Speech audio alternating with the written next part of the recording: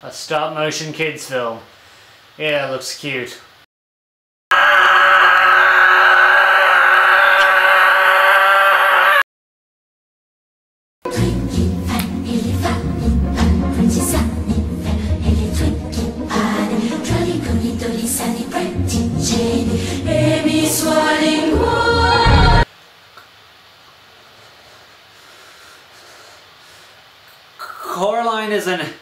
Coraline is an animated film by Henry Selick, who also directed The Nightmare Before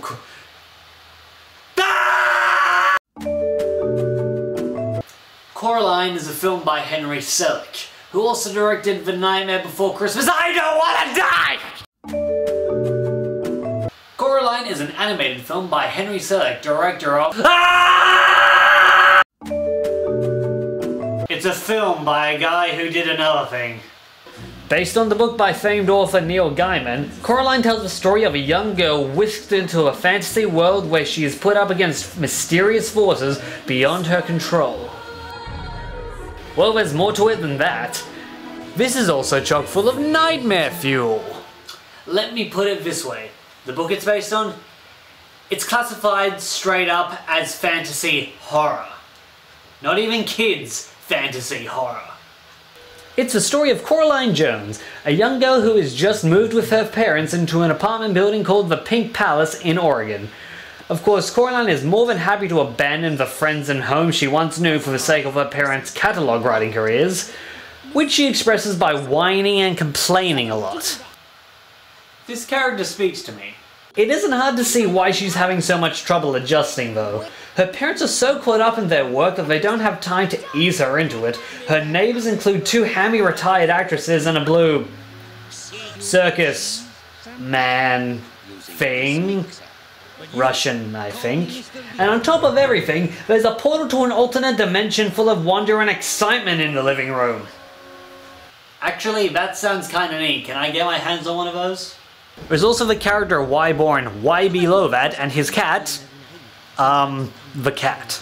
I'd call YB an annoying pest, but in all honesty, Coraline is the only character who seems to think that. She's actually a pretty big brat for most of the film. A likable brat, but still, she spends most of the film acting really entitled and just being rude. It's almost as if they're setting her up for some character development or something. But her attitude is understandable. She clearly misses her old friends, Ron and Hermione? YB sends her a doll that looks exactly like her. Oh, so he's not an annoying pest, he's just a creepy stalker. Got it. But Little Me does make a nice companion for Coraline, especially... I'm sure that's nothing. After a long day of being annoyed at the world, trust me, I know the feeling, Coraline heads off to sleep. Then she's woken up by jumping mice which lead her to the otherworldly portal. You know, I mentioned a portal earlier. That's kind of important to the plot. Oddly, the other side is virtually identical, but something isn't right. Fortunately, she finds her mother who... You're just in time for supper, dear. You're not my mother. My mother doesn't have... Buttons? Do you like them? I'm your other mother, silly. That is not a legitimate explanation! So yeah, it's her mum, but not. And she has buttons for eyes. Should she stop being attractive, or... Rather than not terrify her sorta daughter, she asks her to go tell the other father that dinner's ready because OH! Want to hear my new song? My father can't play piano. No need to. This piano plays me. Oh hey, that's clever. And also extremely unsettling. Sir, I don't care how catchy your song is, I'm personally still wondering why you have friggin' buttons where your friggin' eyes should be! One does not simply ignore an individual's lack of eyes. So once you've paused the film, locked yourself in the bathroom, cried for about a week, started watching again, and then gone past the whole button eyes thing, the other parents are actually quite lovely, being far more dedicated to their daughter than the real parents seem to be. Look at this gorgeous feast they've made her. It's plasticine and chicken wire. But I want to eat it. All of it. Now. Still unnerved by the whole thing, and who can blame her, Coraline decides to waste as much food as possible by leaving after only a few bites, not even touching the cake that magically lights up to greet her. Hey, more plasticine for me. The other parents escort her to a much livelier version of her room. Here they give her some special mud to help with a rash she got on her hand earlier, and oh god, they're watching her sleep! You're not even trying not to be creepy now! She wakes up in her normal room, the whole thing having apparently been a dream. Except... It's gone! My poison oak! It's gone! Dun dun dun! Of course, everyone else still thinks it's a dream. I'm sorry. I just... Watching her sleep with those unblinking button eyes. Ugh. Of course, everyone else still thinks it's a dream. That's understandable. I've never heard of anyone receiving milkshake via chandelier before. But I know I want it now. Coraline visits her neighbours, Mr. Babinski and the retired actresses Spink and Forcible. You're probably wondering why Mr. Babinski's skin is blue. It's probably because he's a cartoon character, right? I mean, Coraline's hair is blue. Well, actually, Henry Selick says it's because he participated in the Chernobyl cleanup. Kids movie. Spink and Forcible, played by French and Saunders, decide to read Coraline's future, but can't decide whether she's in imminent danger or if she's going to meet a tall, handsome beast. I'm gonna give you a clue. Let's just say height doesn't equal beauty in this movie. Afterwards, she meets Wybie again. Wybie's grandmother owns the Pink Palace, but refuses to let him inside. She believes it's dangerous, claiming that when they were kids, her sister vanished without a trace within its walls. Now of course, with a missing child and an apparent alternate world in her house, Coraline puts two and two together and decides to play it safe, remaining secure in her bedroom that night. Or she could specifically bait the mice again to take her to the portal. That works too. This time, the other parents show off their spectacular enchanting garden. Personally, I'm more interested in the other father's praying mantis tractor mech. Just look at that thing!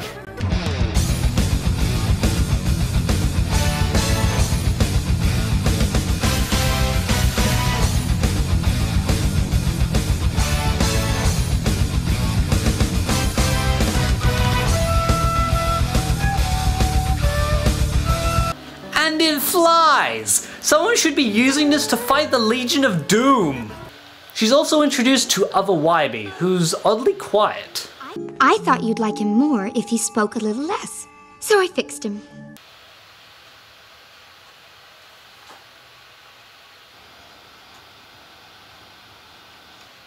No friggin' kidding! The two escort each other to other Babinski's Jumping Mouse Circus. Admittedly, the animation becomes a little jerky here, but otherwise, oh, the mice have button eyes. Of course, that just makes sense. Are you eating cotton candy that's been on his head? That's yucky. Coraline, however, is swept up by the other world and loves the performance. But again, she wakes up in her own bed, much to her annoyance.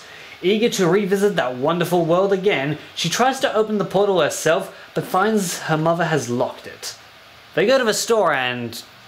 My kingdom for a horse!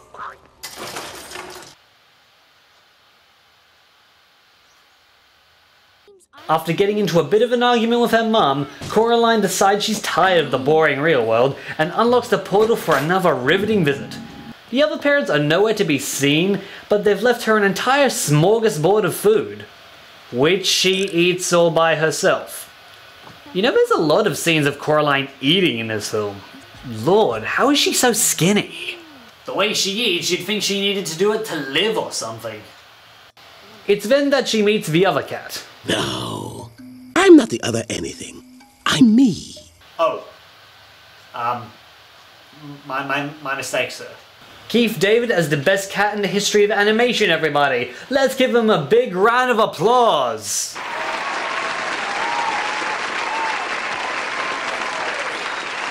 He tells Coraline that the other mother, She hates cats. and that the world, You probably think this world is a dream come true, but you're wrong. which he knows because... The other Wybie told me so. But he can't talk. Perhaps not to you. We cats, however, have far superior senses than humans, and And you can talk because... I just can. And I can't think of any more excuses to show off his voice. He runs off, leaving Coraline to watch Spink and Forcible give a performance. And yes, even the dogs have button eyes. Fortunately, their eyes are small, so you can't really see them, so it's not really that big of a— Oh my god! Mr. Selick? Mr. Guyman? Thank you. I didn't like sleep. It's overrated. No one needs it. It's silly things. Could this scene get any worse? She's practically naked. I'm known as the siren of all seven seas, the breaker of hearts by the bay. So if you go swimming with bow-legged women, I might still be caught away. Bottom sea witch may bob through the waves and hope to lead sailors astray. I respect you. Love a Spink, love a Forcible. It's hard for anyone to be comfortable in their bodies, so this performance has earned you my legitimate admiration. So can I stop watching? Yeah, this scene is basically trying to get away with as much as possible. Kids are huge perverts, so they're basically going to be giggling in their seats when they watch this. And yet, they don't dumb down the material. The real humor is from the two arguing. It's actually a very clever scene. You're clearly the expert on these things. Hey pal, I'm just trying to do a review here. Hey, whoa, you don't need to bite my head off. I don't know. How do you taste? I'm not comfortable talking to you anymore.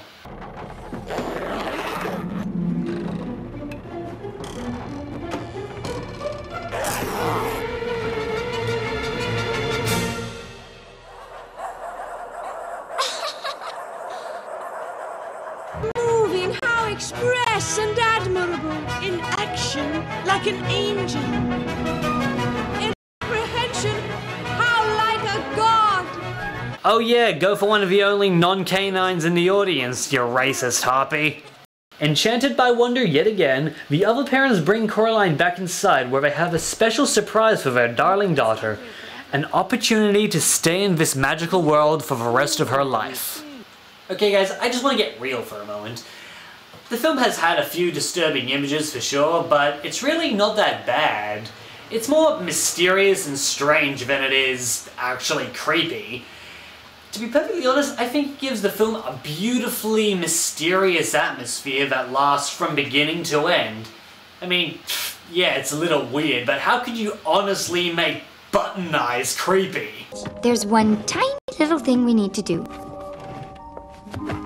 For you, our little doll.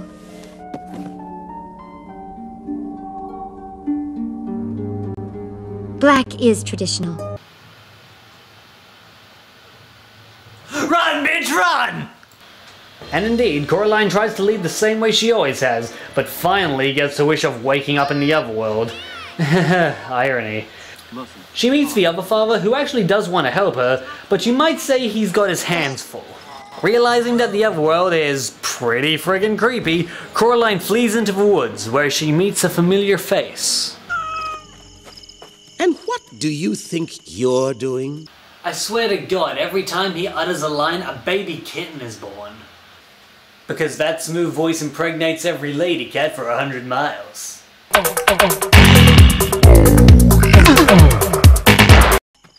Huh? Something's wrong. Shouldn't the old well be here? Actually, Coraline, I think the proper response would be, holy the planet is vanishing. This is the side of the world that the other mother didn't create. The side Coraline was never meant to see. and yet she just let her barge out into it unnoticed. Other security is obviously a work in progress. We also find out that the jumping mice are not only the other mother's guards, but also rats. Because all rats are evil and deserve death. Yeah, I'm talking about you cheap son of a bitch! Trying to sneak out through the portal, Coraline finds the other mother waiting for her. They say even the proudest spirit can be broken. With love. And, of course, chocolate never hurts. Like one? That cocoa beetle had one day left to retirement, you heartless witch! None too happy with her daughter's disobedience, the other mother gives her to the count of, oh, stop it, stop it, stop doing that, right now, too skinny, eat a burger! You may come out when you've learned to be a loving daughter. In her cell, Coraline meets Bride of Pale Man's other victims. No, Coraline isn't the first child ensnared by her clutches, meaning, yes, the other mother has kidnapped and murdered at least 3 other children. I gave this film to my niece for Christmas, and I haven't heard from my sister since. I'm starting to think there may be a connection. The children ask Coraline to try and find their eyes, which essentially act as their souls, if she manages to get out. She accepts, presumably just so that they stop staring at her. Yeesh. Fortunately, her visiting ghost jail is cut short when she's rescued by other Wybie, who, oh, sweet mother of all that is holy!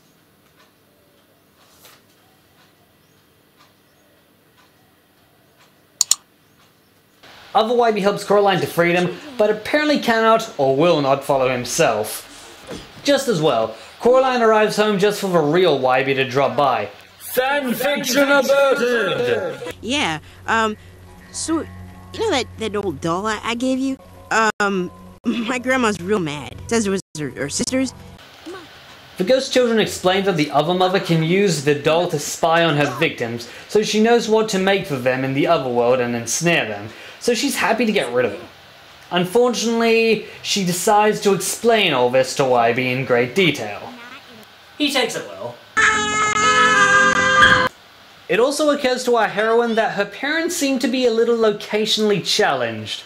Increasingly distressed, she goes to Spig and Forcible for help. Given that a child is explaining that their parents have vanished off the face of the earth, they give her a rock with a hole in it. Apparently, they don't know the number for 911. Truth be told, they are in a small Oregon town which seems to be plagued by supernatural forces, so if they did call the police, they'd probably just end up with these two. Attention all units, Steve is going to fit an entire cantaloupe in his mouth. Repeat, an entire cantaloupe. It's a 2316! Let's move. In fact, let me try something. There we go. Fortunately, the cat, godlike being that he is, points Coraline in the right direction. Mom? Dad? Coraline smash! The lesson here is obvious. Never trust dolls. With her parents held hostage, it's up to Coraline to suit up and venture into the other world to rescue— oh, that was quick. You came back for us. Mom! Darling, why would you run away from me? You! Taking the key to the portal for herself and— okay, what did you do to him? What in the name of mighty Discord did you do to him? You two. Marriage counseling. Like, seriously. On the cat's suggestion, Coraline challenges the other mother to a game.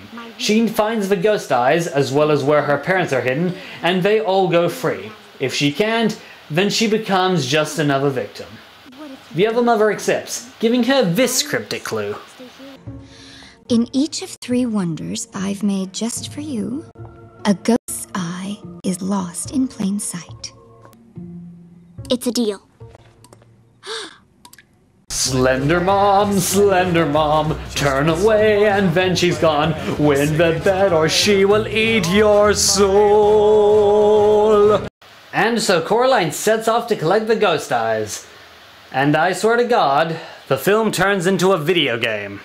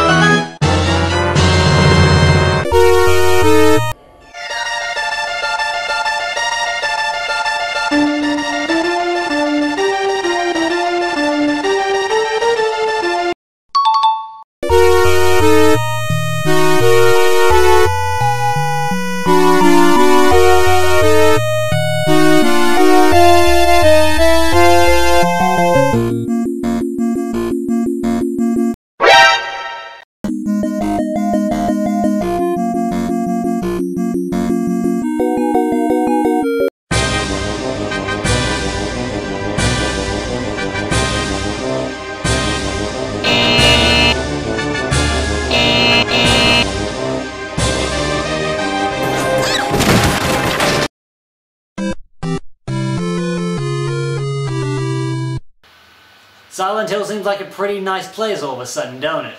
Also, a moment of silence for other Wybie and the other father. You were created to love Coraline. You did your job.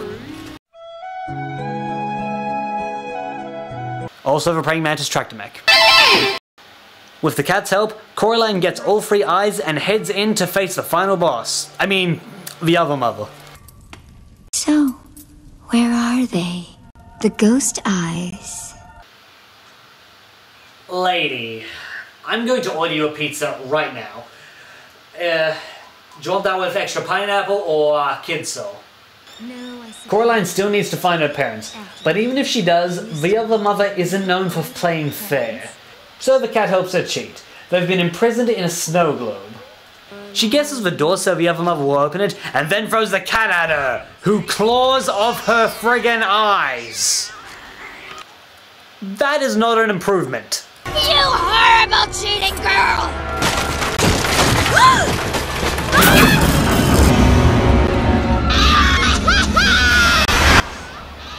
So we see the ultimate form of the other mother, a shape-shifting abomination who preys on kids, is a giant spider. You selfish brat! This scene is kind of intense. Let's see here. Oh, it's never said in the movie, but Coraline's mother is actually named Mel. So just remember, the giant, mealy spider monster is technically named Mel. Disobey your mother! Like a mouse! With a little ghostly assistance, Coraline runs through a portal and makes it out just in time, thus freeing her parents from their snowy prison and sealing Madame Nightmare Fuel away for good. But her parents don't seem to remember anything, despite their clothes being soaked from melted snow and having apparently been missing long enough for their groceries to rot. Why did they get to have amnesia? They didn't have to see half the shit I had to see. But they're home safe, and that's what matters. Even better, with work finished on their catalogue, they can finally spend a little more time together. In fact, they're going to throw a garden party, and everyone at the Pink Palace is invited. Heck, even the cat forgives her for using it as a projectile. It seems the only thing left is to set the ghost kids free. It's a fine, fine thing you did for us, miss. Well, I'm glad it's finally over. It is over and done with for us. What about me? You're in terrible danger, girl. But how? I locked the door! It's the key, miss. There's only one, and the beldam will find it. Well, that's a bit of a downer. It seems Coraline is destined to match wits with the other mother forevermore, but before Dakota Fanning can get contracted for sequels, she decides to venture out to throw the key into the old well. But she's not alone.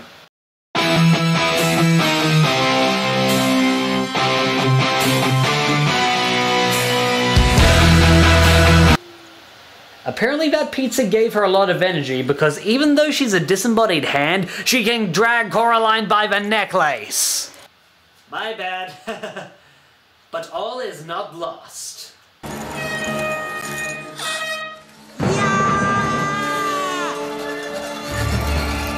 Together, the two vanquish what's left of the other mother and dispose of the key. Now knowing the truth about what happened to his great aunt, Wybie feels he needs to tell his grandma. But Coraline suggests he brings her to the garden party where they can tell her together. And it is there, amongst strangers turned friends, that our story finally reaches its end. Coraline has to have some of the creepiest imagery I've ever seen put to film, let alone one meant for kids. And the themes of parental abuse and child abduction don't help in that matter. It's just a really creepy movie. And I can't recommend it enough. Creepy as it is, it never goes too far. It's that special blend of creepiness and whimsy. Everything is mysterious and eerie, but also exciting and magical. You know, until it actually does try to kill you. Not only that, but it's also just a very well put together movie. From the voice acting to the animation, it's just perfect. It's one of the best animated films I have ever seen. I don't mean to oversell it, but I consider Coraline a modern day classic, contending with the similar likes of Cinderella, The Wizard of Oz, and Aladdin. If you haven't seen the film yet, please change that as soon as possible. A film like this only comes around every once in a... Hey bro... What's wrong, bro? You seem frightened. Oh, I know what'll cheer you up. How would you like to watch Season 2 of Gravity Falls? Or how about even read The Tick Meets Madman? Oh, I know what'll really cheer you up. Let's go unreboot a franchise. Nope. Aw, don't be like that, brother. Nope. I'm just saying. Nope, nope, nope, nope, no, no, nope, nope, nope, no, nope, nope, nope, nope, nope, nah, nope, nope, nope, nope, nope, no, no, no, no, no, no, no.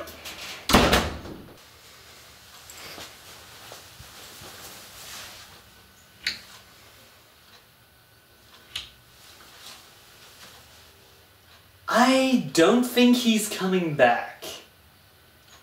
Making up a song about Coraline. She's a peach, she's a doll, she's a pal of mine. She's as cute as a button in the eyes of everyone who ever laid their eyes on